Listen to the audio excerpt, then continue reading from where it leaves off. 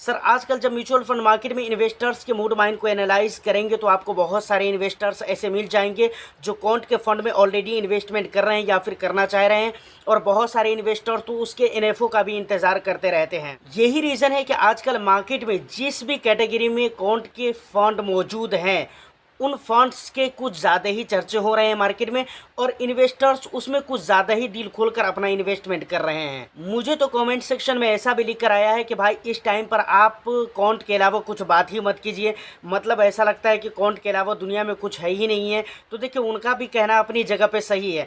इस तरह की बातें जब सुनता हूँ, इस तरह के कमेंट जब मैं पढ़ता हूँ तो मुझे लगा कि भाई क्या ऐसी बात है, क्वांट में क्या खूबी है जो दूसरे म्यूचुअल फंड हाउस के जो फंड हैं उनमें नहीं है। क्या रीज़न है कि लोग इतना ज़्यादा पसंद कर रहे हैं।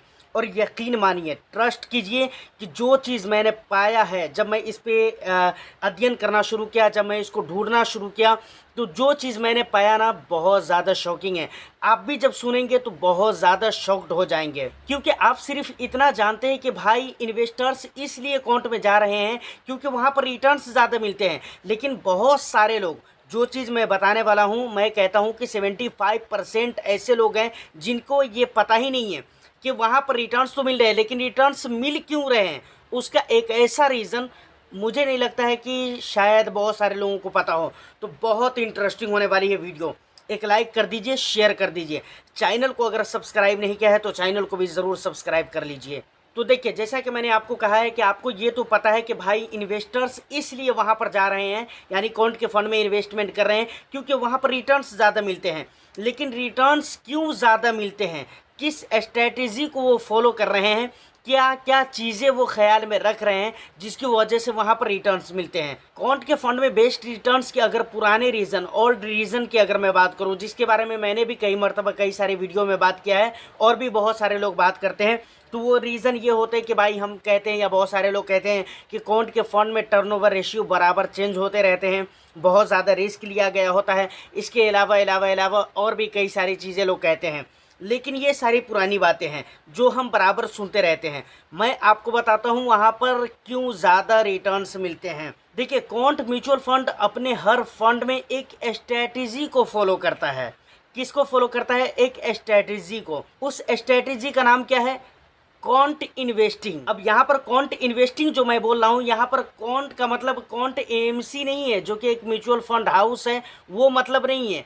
ये एक स्ट्रेटजी का नाम ही है क्वांट इन्वेस्टिंग। अब क्वांट इन्वेस्टिंग स्ट्रेटजी होती क्या है, ज़रा इसको हमें समझना पड़ेगा। देखिए, एक्चुअली में क्वांट इन्वेस्टिंग स्ट्रेटजी, इस स्ट्रेटजी को फॉलो करने वाले जो भी फंड होते हैं वो अलग तरह के इन्वेस्टर्स के लिए डिज़ाइन किया गया होता है। कि मैं क्या बोल रहा हूँ, इस स्ट्रेटेजी को फॉलो करने वाले जो भी फंड्स होते हैं वो अलग तरह के इन्वेस्टर्स के लिए डिज़ाइन किया गया होता है।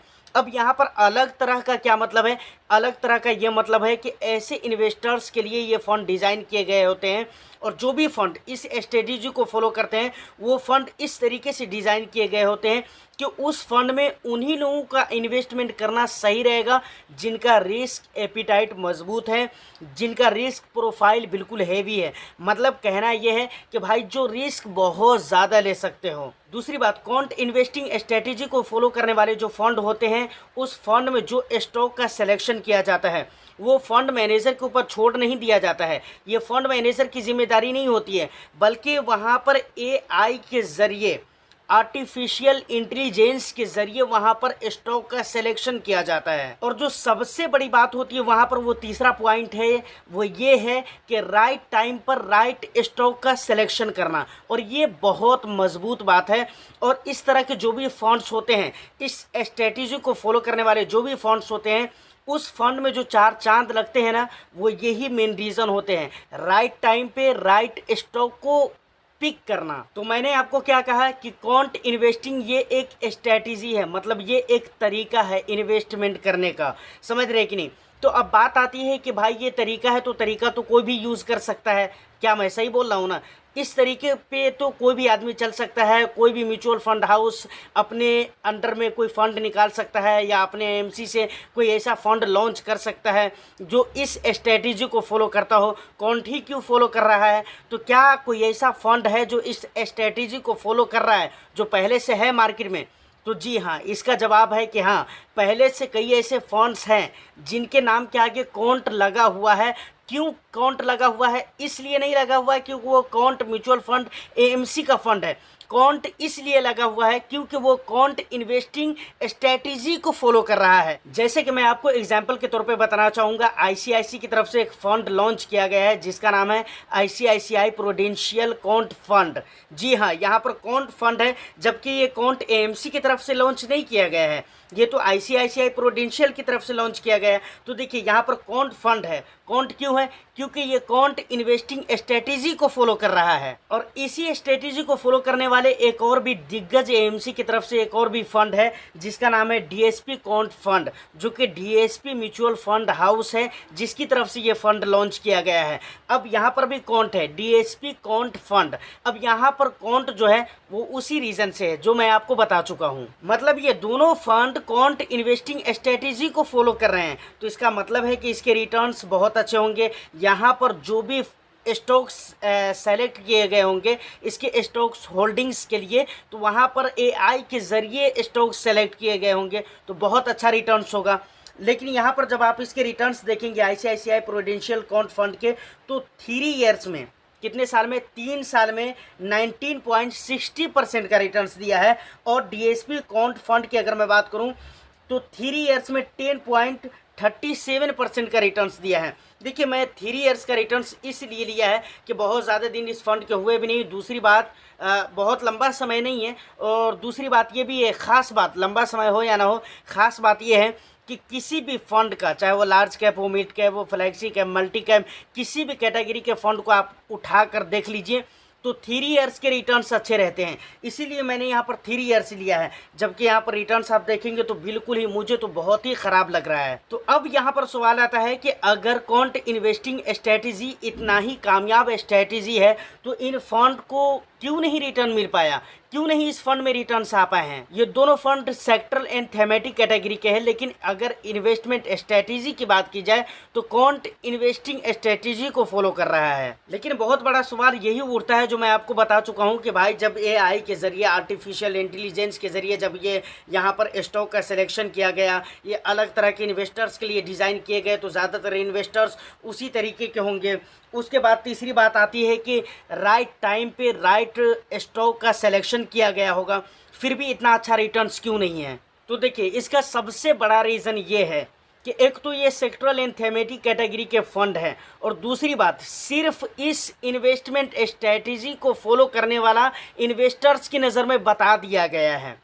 समझ रहे? पूरी तरह से इस फंड पे वर्क नहीं किया गया है, पूरी तरह से इस फंड पे मेहनत नहीं किया गया है, और इस इन्वेस्टमेंट स्ट्रेटजी का पूरा लाभ इस फंड के लोगों ने उठा नहीं पाया है। मैं फ़ंड मैनेजर की बात नहीं कर रहा हूँ। क्यों मैं बात नहीं कर रहा हूँ ये भी मैं आपको बता चुका हूँ पीछे वीडियो में, लेकिन फिर मैं बता देता हूँ कि फ़ंड मैनेजर के हाथ में नहीं होता है यहाँ पर फ़ंड का सेलेक्ट करना या फ़ंड को मैनेज करना। मतलब एक तरह से ये फ़ंड ऐसे फ़ंड होते हैं ना, जो जिन्हें आप ना तो पैसिव फ़ंड कह सकते हैं, न एक्टिव फ़ंड कह सकते हैं। न तो ये पूरी तरह से एक्टिवली मैनेज किया जाता है और न पूरी तरह से ये पैसिवली मैनेज किया जाता है। इसीलिए यहाँ पर मैं फ़ंड मैनेजर का बहुत ज़्यादा दोष नहीं दूंगा। तो सर, अगर आप वीडियो में यहाँ तक के पहुँच चुके हैं तो मुझे लगता है कि आपको बहुत हद तक बातें समझ में आ गई होगी कि मैं आपको कहना क्या चाह रहा हूँ।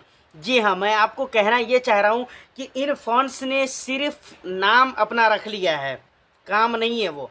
काम वो है जो कॉन्ट म्यूचुअल फंड हाउस कर रहा है, और पूरी तरह से कॉन्ट इन्वेस्टिंग स्ट्रेटजी को फॉलो भी नहीं कर रहा है। जी हाँ, मैंने ये भी पढ़ा है कि पूरी तरह से कॉन्ट म्यूचुअल फंड के जो भी फंड हैं, समझ रहे कि नहीं, कॉन्ट फंड हाउस की तरफ से जो भी फंड्स हैं वो पूरी तरह से कॉन्ट इन्वेस्टिंग स्ट्रेटेजी को फॉलो नहीं कर रहा है, पूरी तरह से नहीं फॉलो कर रहा है, लेकिन फिर भी पूरी तरह से उसका फ़ायदा यहाँ पर उठाया जा रहा है कॉन्ट के फंड में। और यही रीज़न है कि वहाँ पर आपको रिटर्न्स बहुत ही अच्छे मिलते हैं। साथ में रिस्क तो होते हैं, रिस्क तो यहाँ पर भी मैंने कहा ना कि रिस्क इसमें ज़्यादा रहते हैं। ये अलग तरह के इन्वेस्टर्स के लिए डिज़ाइन ही किया गया है, तो रिस्क रहते हैं, लेकिन रिटर्न्स वहाँ पर ज़्यादा अच्छा मिलता है। कॉन्ट की तरफ से जो म्यूचुअल फंड होते हैं, कॉन्ट एएमसी की तरफ से, उन्होंने ज़्यादा अच्छा फ़ायदा उठाया है। दूसरा एक और भी बहुत बड़ा फ़र्क है, क्योंकि मैंने आपको बताया ना, ये फंड जो होते हैं, जो इस स्ट्रेटजी को फॉलो करने वाले होते हैं, वो कैसे होते हैं, उसको फंड मैनेजर के ऊपर वो डिपेंडेंट नहीं होता है स्टॉक सेलेक्शन में। दूसरी बात, फंड मैनेजर एक्टिवली पूरी तरह से उन्हें मैनेज भी नहीं करता है और पूरी तरह से पैसिवली भी उन्हें मैनेज नहीं किया जाता है, मतलब वो बीच बीच में लटक कर रह जाता है। जबकि अगर कौन के जो भी फंड है उनको जब आप देखें तो उन्हें एक्टिवली मैनेज किया जाता है। फंड मैनेजर होते हैं, उनकी टीमें होती है, रिसर्च टीमें होती हैं, मार्केट रिसर्च टीम होती है, सारे मतलब प्रोडक्ट रिसर्च टीम होती है, हर तरह की टीमें उनके पास अवेलेबल होती हैं। और यही रीज़न है, यानी केयरफुली वर्क करने की वजह से, मेहनत करने की वजह से कौन के जो भी फंड्स हैं उनके रिजल्ट अच्छे आते हैं। तो अब जो ये कह सकते हैं कि इस तरह के जो फंड है उनमें जो अच्छे रिटर्न्स नहीं मिलते हैं, जैसा कि मैंने एग्जांपल के लिए आपको बताया है, यहाँ पर गलती कहिए तो फंड मैनेजर की गलती नहीं है बल्कि एएमसी की गलती है, क्योंकि वो उस पर उतना केयरफुली फोकस नहीं कर पा रहे हैं। देखिए, उसके अलावा और भी कई सारी बातें जो बहुत ज़्यादा इंपॉर्टेंट है मैंने लिख कर रखा हुआ है, लेकिन मुझे नहीं लगता है कि सारा कुछ मैं इस वीडियो में इंक्लूड कर पाऊँगा, वरना वीडियो बहुत ज़्यादा लंबी हो जाती है, तो इसका भी हमें बहुत ज़्यादा ख्याल रखना पड़ता है। फ़िलहाल मुझे इतना लगता है कि सर जो चीज़ मैं कहना आपको चाह रहा था, जो चीज़ मैं आप तक पहुंचाना चाह रहा था, वो इन्फॉर्मेशन आप तक पहुंच चुकी है। तो फ़िलहाल आज की इस वीडियो में हम इस वीडियो को यहीं पर स्टॉप कर देते हैं, फिर हम किसी नेक्स्ट वीडियो में और भी चीज़ों को कवर करेंगे। तो चैनल को इसीलिए बोलता हूँ सब्सक्राइब कर लीजिए। आपका भी कोई सवाल है, कुछ भी क्वेश्चंस है, तो आप हमें इंस्टाग्राम पे मैसेज कर सकते हैं, लिंक आपको डिस्क्रिप्शन में मिल जाएगा। कमेंट सेक्शन में भी कमेंट करके बता सकते हैं। इंस्टा पे अगर मैसेज करें तो ज़्यादा बेटर रहेगा। उम्मीद करता हूँ वीडियो आपको अच्छी लगी हो। वीडियो अगर अच्छी लगी हो तो एक लाइक कर दीजिए, शेयर कर दीजिए। चैनल को सब्सक्राइब नहीं किया है तो चैनल को भी ज़रूर सब्सक्राइब कर लीजिए। मैं फिर मिलता हूँ किसी नेक्स्ट वीडियो में, जब तक के लिए all the best. Thank you for watching.